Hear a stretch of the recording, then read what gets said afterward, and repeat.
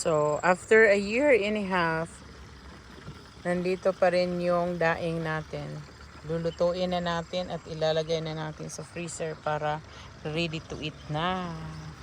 Handa na pagkakain ka na. So, dahil andito tayo sa labas, nagluluto tayo ng ating nakuhang isda sa sa Back May.